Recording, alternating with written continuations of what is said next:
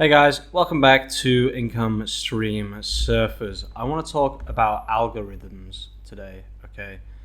I'm going to be talking about this in the context of Redbubble, but it can be applied to Etsy and merch by Amazon, etc., etc., etc.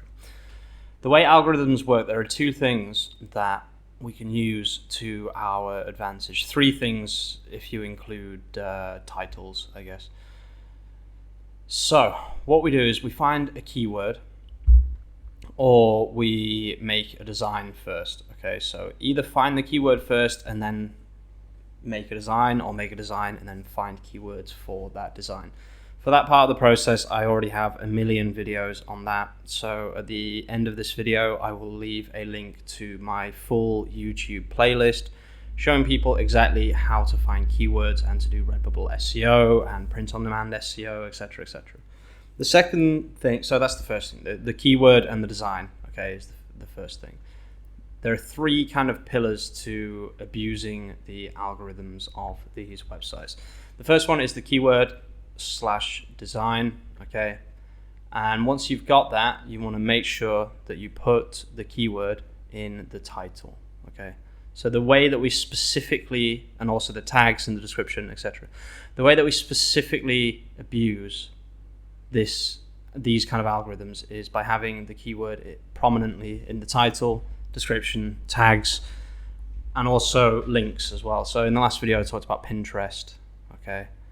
Pinterest, Medium, Reddit. I've made videos about how to, for free, to put a link to your product. So if you do this for every product, okay, and you make the link, so like the text of the link, the keyword, this will help with this even more, okay? But I want to talk about these two things here. What are the other two pillars of abusing these kind of algorithms? So the first one is new content.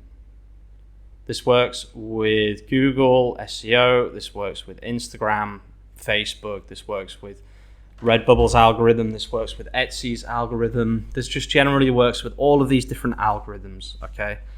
When you post something new, that is the time at which it is most likely to rank number one for that content, okay?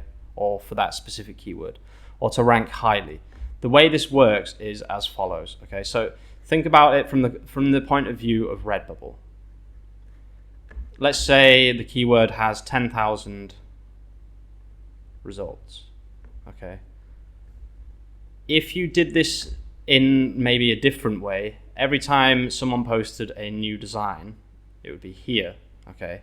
And it would never be seen, and it would die in the water, and new artists would not make any money, which is obviously terrible for Redbubble as a business if a new artist comes and they never make sales. If you've noticed, when you make a new Redbubble account, you almost always start to make sales, and then they slowly start to die down for a lot of people. The reason is new content is the most important thing. So actually what happens when you post a new design, this is page like whatever. So this is page 10. So imagine they put it here, it would never be seen. What they normally actually do is they put it like halfway down page 1, okay? And then they can actually start to extract data from here. This is a Redbubble search result page. So if you go on Redbubble and you search for sticker or funny sticker, okay?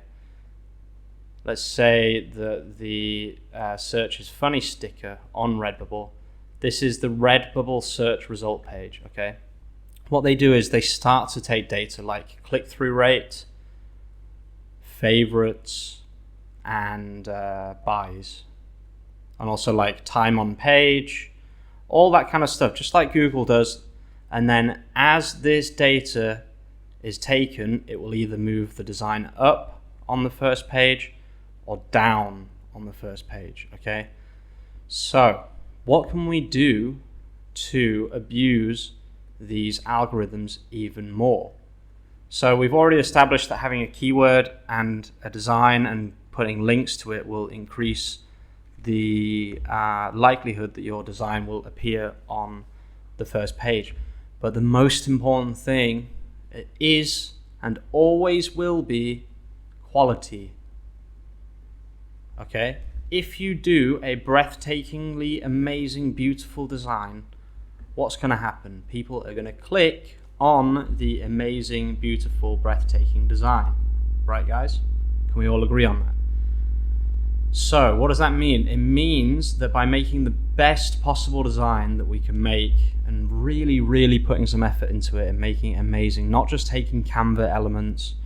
I recommend having a look at Photopea, guys, Photopea, whatever it's called, because if you use Canva, you're just going to be using elements, and yeah, I don't know, it's hard to make a really, really top quality design. It's possible, but it's quite hard. If you make less designs, but they're all better quality, you will make more sales because of what I have explained in this video, okay? So how can we actually put all of this together? We can look for high search volume, high competition keywords. We can make a new design based around what is already selling by sorting by best selling. So if you look at the Redbubble search result page, you can sort it by best selling. You can see what kind of things are selling in the niche, and then you can make a really top quality design. And if you do all of this correctly, it will it's like the three corners, the three triangles of the Redbubble algorithm. Okay, so first of all, we're telling Redbubble that this is the niche we're in, and then we are creating the design in that niche, but we're making sure it's very, very, very high quality. And then in the background, we are also posting to various different free to post websites using keyword text when you are linking the product, basically, guys. Okay, so it's just a very, very brief overview, but let me just say something really quickly, guys. All of my methods apply for Redbubble, but they also apply to Etsy, they also apply to Merch by Amazon, they also apply to Zazzle. All of these different websites, their algorithms are very, very similar. I think what happened was a lot of these algorithms, they saw what was happening with Google, and they kind of made like weird versions of Google's algorithm that takes maybe different things into account.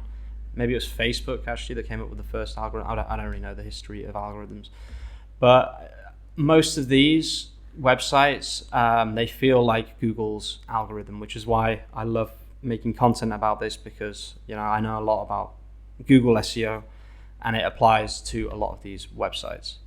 So to summarize, find a keyword, make a new design, make it as good as possible, make sure you're linking from external websites, and I guarantee you that this process that I showed you before will happen and you will start to rank at the top.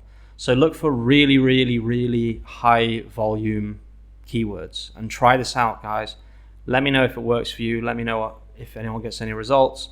Thanks for watching. Thanks for all the positive comments on the last video that I did. I really enjoy making content, but I felt a bit weird making content about websites that I'm not using, but everyone said just go for it. So here I am going for it. Thanks for watching, guys, and as usual, peace out.